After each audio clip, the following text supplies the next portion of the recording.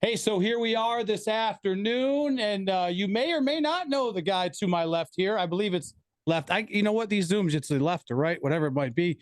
But if you don't, lead singer of Alice in Chains, you're a man of many talents, apparently, from what I've been looking through some things, and obviously you're on a new tune, and you're here to talk about that today, Mr. William Duval. Welcome, sir. Yeah, all right. How are we doing, Thanks. man? I'm doing great. Thanks for having me on. It's a very busy time for you, huh?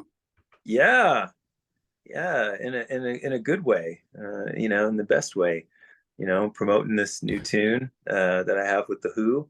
It's been really exciting, really How exciting. how wild is that to how the streams work now and radio and YouTube and this, that, and the other thing and Spotify, all these things, and you're yeah, just on Spotify, I believe it's over a million listens, right? Yeah, yeah, yeah. And climbing. So yeah, man, it's been really gratifying the response to the record. It was really an honor just to even do it. I was happy to do it. I try to keep myself in a mindset where the work is its own reward, Hmm. right? With anything I do. Um, and then if people really dig it and take to it, then that's just the bonus.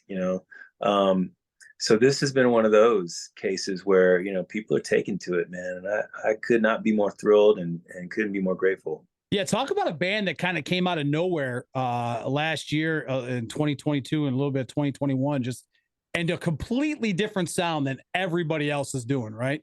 And it's kind of cool. I like it. Yeah, no, I think what they're doing is really well. It's just novel. It's unique. It's very powerful. It's coming from such an honest place too. A real pride in where they come from, and you know their heritage. It's but marrying that strong Mongolian sensibility with Western rock, which they also really love. They love hard rock music. So they've blended the two things together, and there's nothing else like it. Very, very cool. How'd you get hooked up with those guys? Out of the blue, man, they just contacted me, and I was like, "Wow, really?" like, okay, Yep. cool. Yeah, I hadn't thought of this, but yeah, let's do this.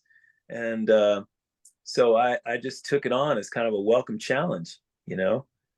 Is it something that when they contact you? I had a chance to talk to them last year. They came here in Syracuse right after you Mhm. guys did, and with Megadeth, and I'm like, okay, like, and they get on stage and they do their thing, and it's just a totally different vibe, and I Yeah. enjoy it. I know that, but you know, just wild. Do they give you the lyrics for the song, or they say, hey, here's what we got, go ahead and write? Oh no, I basically had to rewrite the whole thing, kind of write a song within the song, Yeah. and but it was really cool, and I produced the track as well, and I mixed it as well. So a lot of hats, to be worn in this Hmm. particular song, but again, I was up for it. I love the way it turned out, and thankfully they love the way it turned out too. Um, I did all the work, or most of the work, actually right here in this room I'm sitting in now, in my house, and so we worked remotely. Yep. A lot of people ask, like, well, what was it like in the studio with them? And it's like, I haven't even met those guys face to face yet, but I feel like we are brothers in music, which is what really counts in Yep. this whole game. And I worked with the tracks that they had. I had their people send over everything, all the individual sound files, session files, and you know and then I, of course, recorded all of my parts. So Hmm. I basically wrote the new song within the song. Came up with an arrangement that fused what they had with what I had, and then had to record all of my parts to facilitate the new arrangement, and then fuse the old with the new. So it was really, quite a task. But again, really rewarding, very rewarding. Dude, you are a man of many talents, man.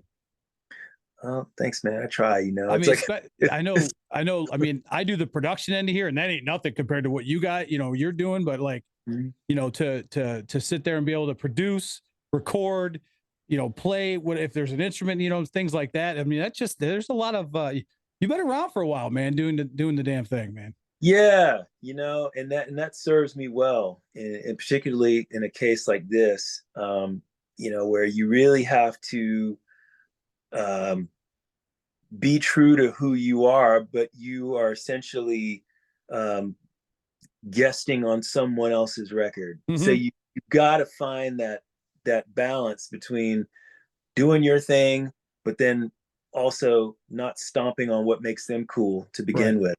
And so that was really the biggest challenge, and I found myself quite often, especially when I was doing the mix, or when I was doing kind of the final editing, because I was kind of mixing as I went. Um, but you'd get to a place in a song, and I'd go like, I wonder if I can fit another little vocal thing from them in Yeah. here. Like there's just this little tiny gap. Let's throw a little bit more of them in here, and I was trying to get the record to where it was a constant call and response between me and them, you Right. know. So usually if I sing something, they're singing right after me, or vice versa. And just keep that call and response going for the whole time.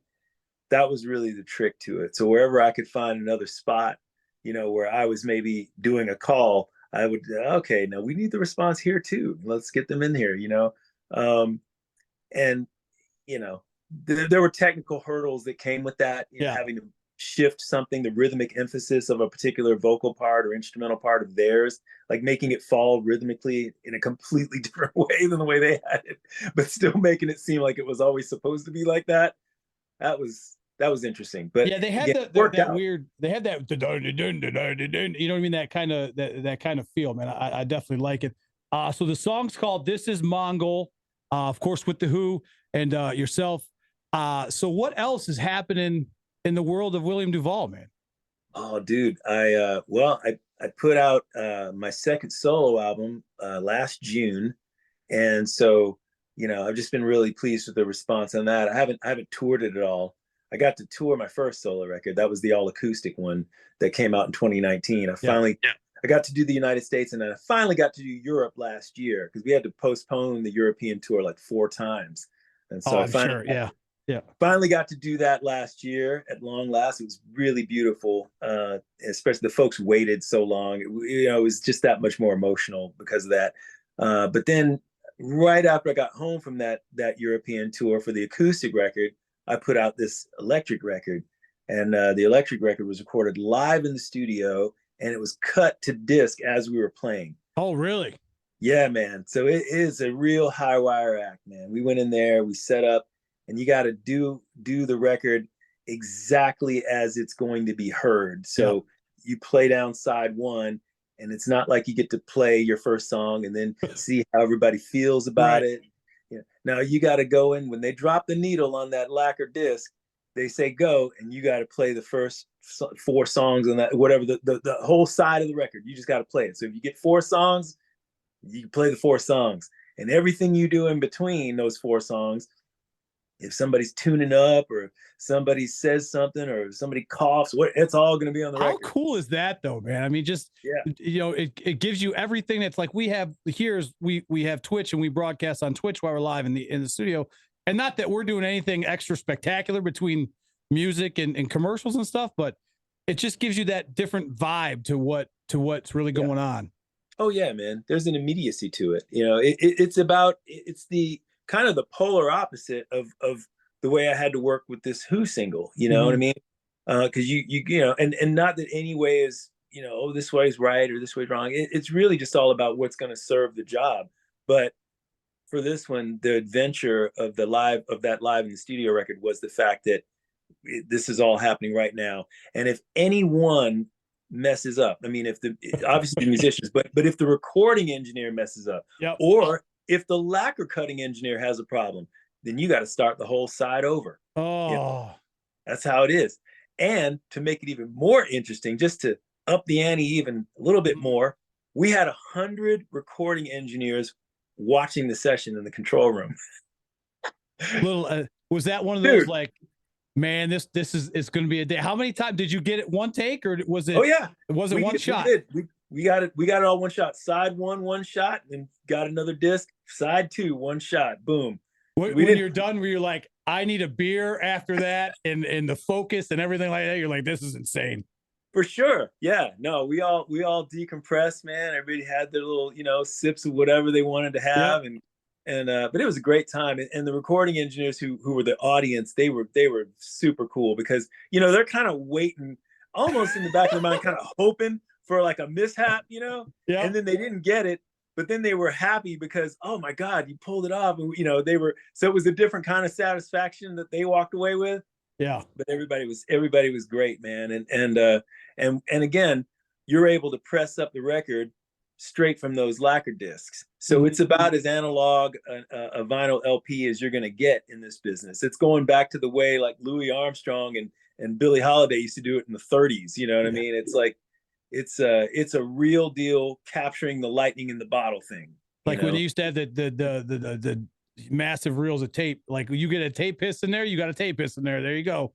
That's right. Whatever's there is going to be there. Like I gave the drummer a drum solo on side 2 because I had to tune up. Yeah, it was like that. You're like, I need a break. You want to go ahead and knock this out for me real quick while I do this? Yeah, dude, exactly. And I just said, if I give you the nod, you just start, man. You start playing until I look at you. There you go. Oh man, that's good. Listen, that's always good stuff. It just changes up the vibe for everything and just makes things more fun when you do different stuff like that. You know what I mean? It's a very immediate experience. I think it translates well on the record. People have been really enjoying it. I actually named the album from the date it was recorded. So it's recorded on November 12th, 21. I call the record 11/12/21 live in studio. Perfect. So yeah.